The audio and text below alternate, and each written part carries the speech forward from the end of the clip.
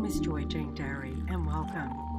As Brooklyn and Manhattan level off, it's evident to anyone who takes a look around that Queens, New York is where it's happening these days. As we join Walter Sanchez, publisher of the top 15 movers and shakers in Queens, New York.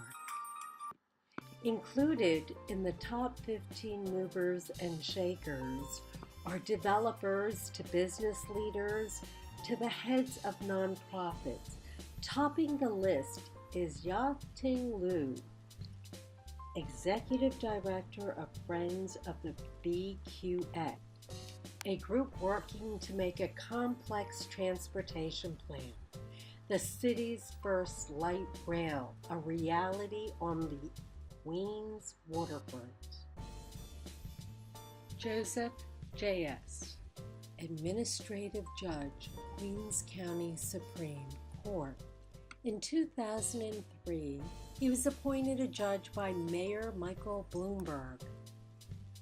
Several reappointments later, he now serves as Administrative Judge of Queens County Supreme Court. In 2014, he received the Trailblazer Injustice Award for Governor Andrew Cuomo. Dennis Wolcott. Wolcott came into this position in the past March with a lifetime of public service experience. He served as school counselor under Mayor Michael Bloomberg from 2011 to 2013. Before that, he was deputy mayor for education and community development in the Bloomberg administration. A Queens resident all his life, Wolcott came into the job as leader of the Queens Library System with an eye for transparency. He helped lobby the City Council to secure baseline funding for 6-day service throughout all city library systems and has worked recently to install surveillance cameras in many Queens libraries.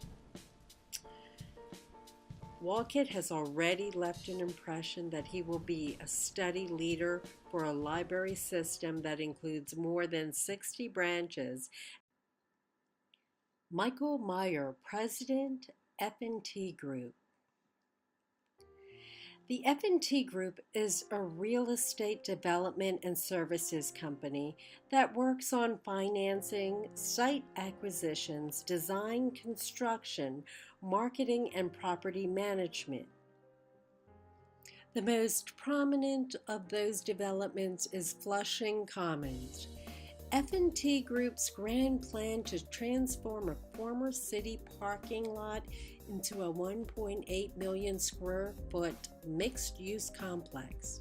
The first phase of the project, which includes a 14-story residential building with 148 condos and 11-story buildings with 75 office condos and 1,000 underground parking spots, was topped off in March. Meyer is behind those projects that have made Flushing what it is today, a cultural, residential, and commercial destination with much to offer its residents and businesses alike. Mike Luba, concert promoter, Forest Hill Stadium. For decades in the 80s and 90s, Forest Hill Stadium was underused. In its prime, the concert and sports venues, which opened in 1923, hosted legendary bands and artists like the Beatles, Jimi Hendrix, the Rolling Stones, and Frank Sinatra. It produced many memorable summers for music and tennis lovers alike. It was the original home of the U.S. Open before the tournament moved. Luba helped transform the venue, which was nearly sold to make way for condos, into a thriving place for concertgoers. The stadium has recently hosted legends like The Who, Van Morrison, Dolly Parton, Bob Dylan, and Paul Simon, and welcome the return of professional tennis. Chris Mullin, head basketball coach, St. John's University, two-time Naismith Basketball Hall of Famer, two-line Olympic gold medalist, three-time Big East Player of the Year, five-time NBA All-Star, former Mr. New York Basketball. Chris Mullin's list of accolades from his collegiate and professional basketball career is endless. As a star for the Red Storm, the Brooklyn native led St. John's to the Final Four and won the John R. Wooden Award in 1985, with 3 stints as the Big East Player of the Year. He's the only player to have achieved that distinction.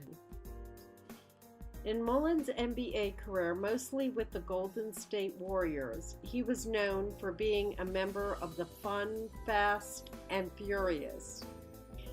Mullin returned home to become the head coach of this beloved St. John's Red Storm in 2015. With a year of coaching under his belt, Mullin has many players returning in strong recruit class, and he hopes for a promising second year leading the team he once carried to the Final Four all those years ago. Gregory Brown, president of Queens County Bar Association. Gregory Brown is the president of the influential Queens County Bar Association, which since its inception in 1876 has helped attorneys make their way through the courts of Queens.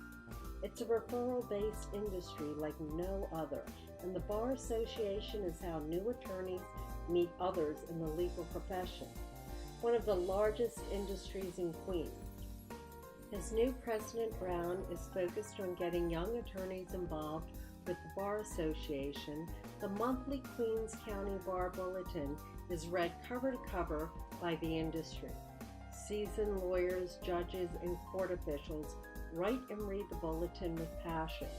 Brown is transforming the bulletin into a publishing outlet for second and third year law school students by pushing faculty at the nearly dozen law schools in the New York area to encourage students to write briefs for the bulletin.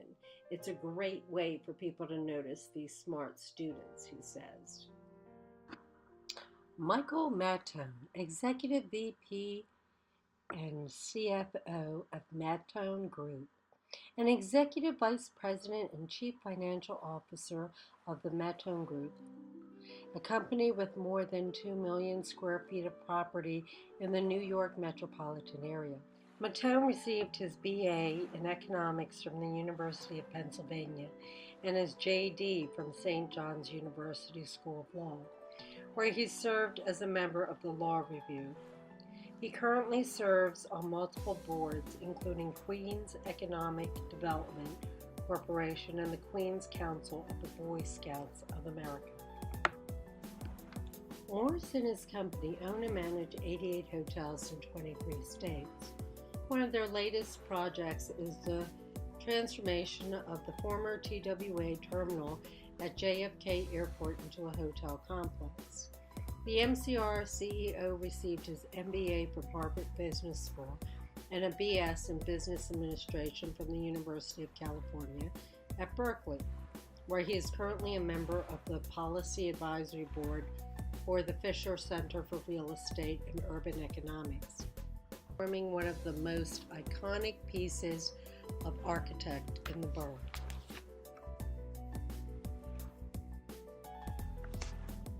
Tom Gregg, Executive Director, Queens Chamber of Commerce. Thomas Gregg often says that Queens is no longer a borough people travel through, but the place people travel to. Under his organization's guidance, that phrase rings true. After decades as an accomplished business leader, Fretch decided to help others in his home borough of Queens by leading the chamber. At a time when Queens is quickly becoming a residential and commercial hotspot, he advocates for businesses, small and large, to thrive in the borough where he grew up, leveraging his experience in so many industries. He's primed to help lift Queens into economic success.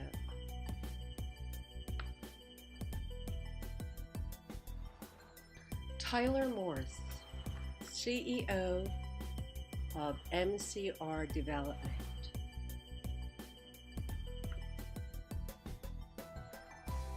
Morse and his company own and manage 88 hotels in 23 states.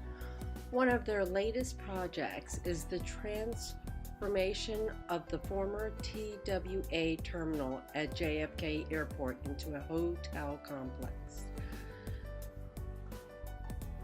The MCR CEO received his MBA from Harvard Business School and a BS in Business Administration from the University of California at Berkeley, where he is currently a member of the Policy Advisory Board for the Fisher Center for Real Estate and Urban Economics. Hope Knight, President and CEO of the Greater Jamaica Development Corporation. As Jamaica becomes an increasingly important commercial, transportation, and residential hub in Queens, one key player in all the change is Hope Knight, President and CEO of the Greater Jamaica Development Corporation. Knight assumed the position in May 2015, just months after she joined GJDC. Knight was appointed to the City Planning Commission. In this role, she helps oversee development throughout the city, much like the day job managing the development of downtown Jamaica. Anthony Lopez, Executive Director of Zone 126. Zone 126 is a nonprofit organization that seeks to transform the lives of children and families in Astoria and Long Island City through education. Lopez, who started this new job on August the 1st, is tasked with collaborating with community partners to bring more resources into struggling schools to help children in their studies. With 30 years of experience in his pocket, Lopez decided it was time to return to leading an education nonprofit. Although he's a relative newcomer to Western Queens, he's already taken steps to familiarize himself with the leaders, parents, and schools of the community. As the 2016-17 school year begins, Lopez was busy outlining his vision for community partners to collaborate in the future. John Kaw, Executive Director of Greater Flushing Chamber of Commerce. For the last 2 years, the inevitable role has belonged to John Kaw, Executive Director of the Greater Flushing Chamber of Commerce, which launched in 2014. Whether it's informing business owners about city rules and regulations, organizing night markets, or figuring out how to clean up the neighborhood's ongoing trash problem, he has played an outstanding role in the community's happening. He has since returned to serve the Greater Flushing community. He took an active part in the now abandoned Flushing West redevelopment, created a leading circle program to help local entrepreneurs, and started seminars and workshops for small business owners. With Flushing rapidly developing and changing, he has been a leader in advocating for the business community, working with local elected officials and organizations. The Chamber is paving a new path forward for Flushing's growing population of new immigrants and longtime residents, with him leading the way. Rachel Thiem, Executive Director of Sunnyside Shines BID. On any given day, the public plazas underneath the 46th Street 7 train station is filled with people sitting, eating lunch, or reading. The idea of these community-oriented public spaces, which become a reality in 2014, was masterminded by Rachel Thiem, the energetic and tireless Executive Director on the Sunnyside Shines Business Improvement District. Mike Kashia, community activist in Massachusetts. Kashia was a voice of reason. Behind the scenes, he worked the press and elected officials to change the narrative front a community in the throes of a NIMBY to a tangible discussion about the city. He was a voice of reason. I'd like to give a special thanks to Walter Sanchez, publisher of It's Queens, the magazine.